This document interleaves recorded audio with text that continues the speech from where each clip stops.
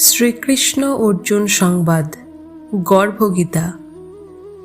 অর্জুন উবাচ, হে মধুসূদন, কৃপা করে আমাকে বলুন যে প্রাণী কোন দোষের কারণে গর্ভবাস করে থাকে। প্রাণী জন্মের পূর্বে গর্ভে কষ্ট পায় আর জন্মানোর সময়ও অসহনীয় পীড়া পায়। এর পরেও সে রোগ ব্যাধির কারণে দুঃখ পায়। বৃদ্ধ বয়সে পৌঁছাতে পৌঁছাতে তাকে রোগ ব্যাধি ঘিরে ফেলে আর তারপর তার মৃত্যু ঘটে। সুতরাং হে ভগবান, কৃপা করে আমাকে এটা বলুন যে কোন কার্য করলে মনুষ্য এই জন্ম মৃত্যু চক্র থেকে মুক্তি পেতে পারে। শ্রী ভগবান উবাচ, হে ধনুর্ধারী অর্জুন, জন্ম মৃত্যুর বন্ধন তো সেই সব প্রাণীরই নিয়তি যেসব প্রাণী এই সংসারে জন্মগ্রহণ করেছে। সংসারের এমন বস্তুর সাথে মোহতে জড়িয়ে পড়ে যা একদিন বিনষ্ট হয়ে যাবে। তাদের মনে এই নশ্বর বস্তুকে প্রাপ্ত করার ইচ্ছা থেকে যায়। মনুষ্য ধনসম্পদের আকাঙ্ক্ষা তো করে, কিন্তু ভগবানের ভক্তির থেকে বিমুখ হয়ে থাকে। সেই জন্যই সে বারবার ভিন্ন জনিতে জন্ম নিয়ে জীবন মরণ আর গর্ভের দুঃখ ভোগ করে। অর্জুন উবাচ, হে মাধব, সংসারের মোহ মায়া থেকে নিষ্কৃতি পাওয়া তো অসম্ভব। আমাদের মন পঞ্চ ইন্দ্রিয়ের বশে। এই পঞ্চ বিকার কাম, ক্রোধ, লোভ, মোহ ও অহংকার, এই মন তো মত্ত হাতির মতো। মায়া মনকে সর্বদা ঢেকে রাখে। এই পাঁচ বিকার বা রিপুর মধ্যে অহংকার সবচেয়ে প্রবল। ইহা প্রাণীকে নরকে টেনে নিয়ে যায়। হে জনার্দন, এই মত্ত হাতিরূপী মনকে কিভাবে বশে রাখা যায়? অর্থাৎ মনকে ভক্তিতে পরিপূর্ণ করতে হলে মনুষ্যকে কি প্রচেষ্টা করতে হবে?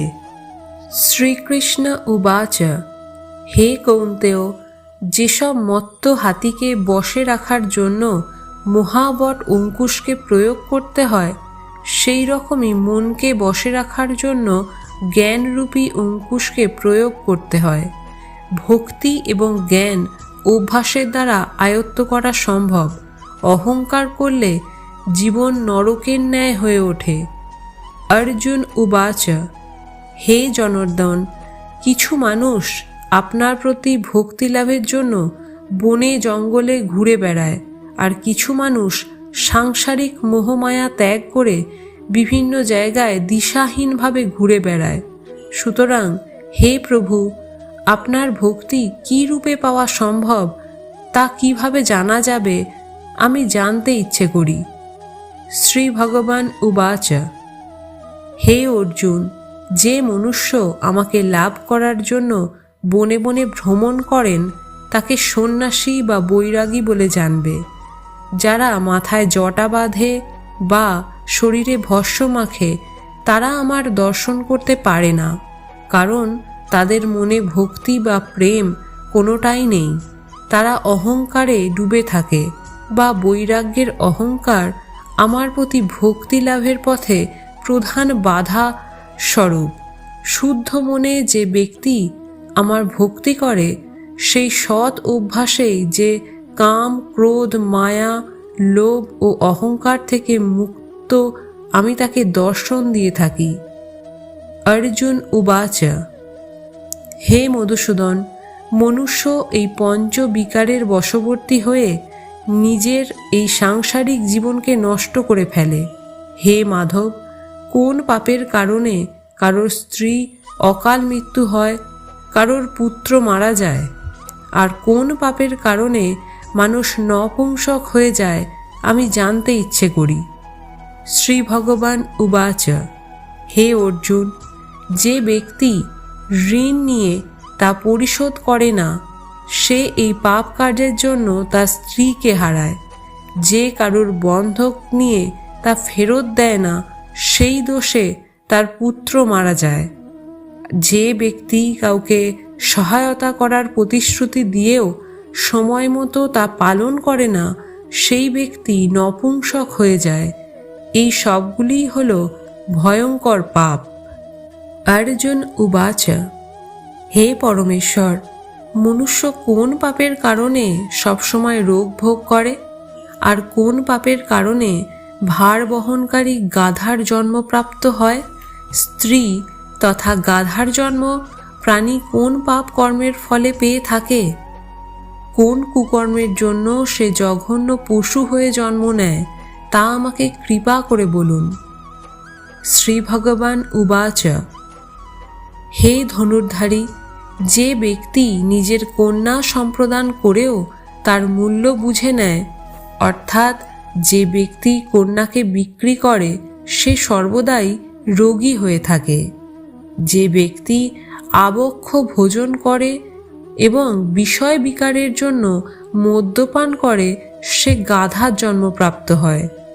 যে মিথ্যা সাক্ষী দেয়, সে স্ত্রী জন্ম পায়। যে নারী রান্না করে প্রথম ভোজন করে এবং পরে ভগবানকে অর্পণ করে, সেই নারী বিড়াল, শূকর প্রভৃতি যোনিতে জন্মগ্রহণ করে। অর্জুন উবাচ, হে কৃপানিধান, এই সংসারে কিছু মানুষকে আপনি ধন দৌলত প্রদান করেছেন, আর কিছু মানুষকে হাতি, ঘোড়া, রথ প্রভৃতি দিয়েছেন। তারা কোন পুণ্যকর্ম করেছে, কৃপা করে আমাকে বলুন। শ্রী ভগবান উবাচ, হে ধনঞ্জয়, যে উত্তম মনে কাউকে স্বর্ণ দান করে, সে উত্তম বাহন তথা হাতি, ঘোড়া, রথ ইত্যাদি প্রাপ্ত হয়। যে ভগবানকে সাক্ষী মেনে কন্যা দান করে, সেই ব্যক্তি উত্তম পুরুষ রূপে জন্ম নেয়। অর্জুন উবাচ, হে ভগবান, আপনি এই সংসারে কাউকে খুবই সুন্দর ও স্বাস্থ্যবান বানিয়েছেন, তো কাউকে কুৎসিত, কাউকে ধনবান করেছেন, তো কাউকে নির্ধন। এই রকম বৈপরীত্য কেন ভগবান? শ্রী ভগবান উবাচ, হে অর্জুন, যে প্রাণী অন্ন দান করেছে তার স্বরূপ সুন্দর, এবং যে বিদ্যা দান করেছে সে বিদ্বান। যদিও মানুষের রূপ নয়, তার গুণই হল মহত্বপূর্ণ। যে ব্যক্তি সাধু সন্তের সেবা করে, সে ধনবান এবং পুত্রবান হয়। অর্জুন উবাচ, হে মধুসূদন, মনুষ্য তার ধনসম্পত্তি এবং সাংসারিক সুখের মোহতে এত মগ্ন থাকে কেন? শ্রী ভগবান উবাচ, হে কৌন্তেয়, যদি মনুষ্য আমার কৃপা থেকে বঞ্চিত হয়ে যান, তাহলে সে ধনসম্পত্তি প্রভৃতি জাগতিক বস্তুর মোহে আবদ্ধ হয়ে পড়ে। এইসব হলো নশ্বর বিবেকবান মানুষ। এইসব থেকে দূরে থাকে যারা সাংসারিক মোহ ত্যাগ করে পবিত্র স্থান দর্শন করে, আমার প্রতি নিষ্কর্ম ভক্তি প্রদর্শন করে, তারা রাজার সমান সুখ এবং জ্ঞান প্রাপ্ত হয়। সব বস্তুই নশ্বর, কেবল আমার প্রতি ভক্তিই হল অবিনশ্বর। অর্জুন উবাচ, হে জনার্দন, মনুষ্যের মধ্যে শারীরিক যোগ যেমন অন্ধত্ব, বিকলাঙ্গ এসবের কারণ কি? এই রোগ ব্যাধিগুলি কেন হয়, কৃপা করে আমাকে বলুন। শ্রী ভগবান উবাচ, হে অর্জুন, যেসব প্রাণী আমার ভক্তি থেকে বিমুখ হয়ে মায়াতে লিপ্ত হয়, সেই সব প্রাণী ক্রোধী, রক্তবিকার, অলস, দরিদ্র প্রভৃতি রোগে আক্রান্ত হয়। যেসব স্ত্রীলোক প্রতিব্রতা ধর্ম পালন করে না, তারা নিষ্প্রভ জ্যোতিহীন হয়ে পড়ে। অর্জুন উবাচ, হে মধুসূদন, কৃপা করে আমাকে গুরুর দীক্ষার বিষয়ে বলুন। গুরুর মহিমার বিষয়ে আমি জানতে চাই। শ্রী ভগবান উবাচ, হে ধনুর্ধারী, তোমার এই প্রশ্ন সমগ্র মানব জাতির জন্য ভীষণ কল্যাণকর। তুমি ধন্য, ধন্য তোমার পিতামাতা, যাদের তুমি পুত্র। হে পার্থ, ব্রহ্মচারী এবং সংযমী পুরুষ যারা ঈশ্বর ভক্তি এবং মানব কল্যাণের কর্মে নিযুক্ত রয়েছেন, তাঁকেই গুরু মানা উচিত। সমগ্র সংসারের গুরু হলেন শ্রী জগন্নাথ।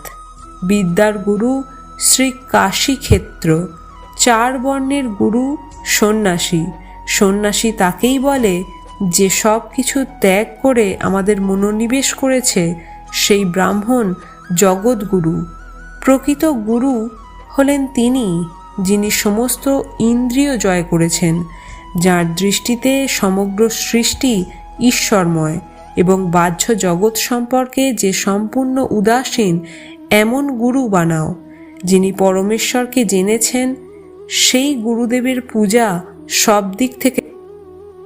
হে অর্জুন, যে গুরু ভক্ত এবং যে গুরুদেবকে সামনে রেখে ভোজন করে, তার ভোজন করা সফল হয়। গুরু কৃপা থেকে যে বিমুখ থাকে, তার সপ্তগ্রাম মৃত্যুর পাপ লাগে। যে গুরুর ভক্ত, সে আমারও ভক্ত। যে ব্যক্তি গৃহস্থ গুরু থেকে বিমুখ থাকে, সেই চণ্ডাল সম। যে স্থানে মদ্যপান করা হয়, সেই স্থানের গঙ্গাজল অপবিত্র হয়। সেই রকমই গুরু বিমুখ ব্যক্তিও ভোজন অপবিত্র হয়। কুকুর, শূকর, গর্দভ, কাক প্রভৃতি যোনিতে জন্মগ্রহণ করে।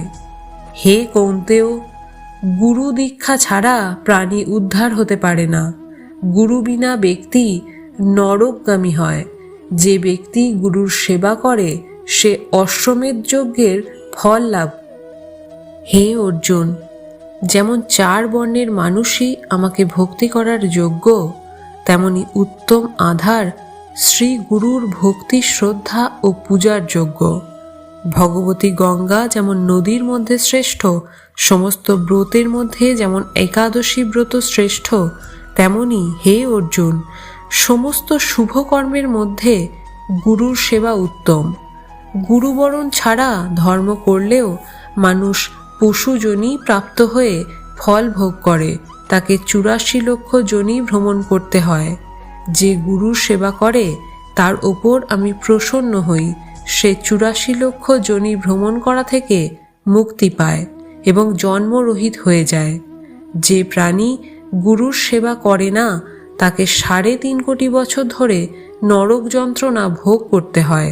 হে অর্জুন, আমার ও তোমার এই সংবাদ যে শ্রবণ করবে বা পাঠ করবে, সে গর্ভবাসে দুঃখ থেকে নিস্তার পাবে।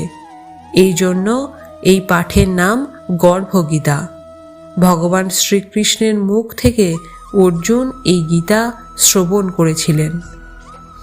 ভিডিওটি শ্রবণ করে থাকলে এবং তা ভালো লাগলে আপনি একটি লাইক করবেন এবং কমেন্টে জয় শ্রীকৃষ্ণ অবশ্যই লিখবেন। আমাদের এই ভক্তিকথা চ্যানেলটিকে সাবস্ক্রাইব করার অনুরোধ রইল। সকলে ভালো থাকুন, সুস্থ থাকুন। জয় শ্রীকৃষ্ণ। রাধে রাধে।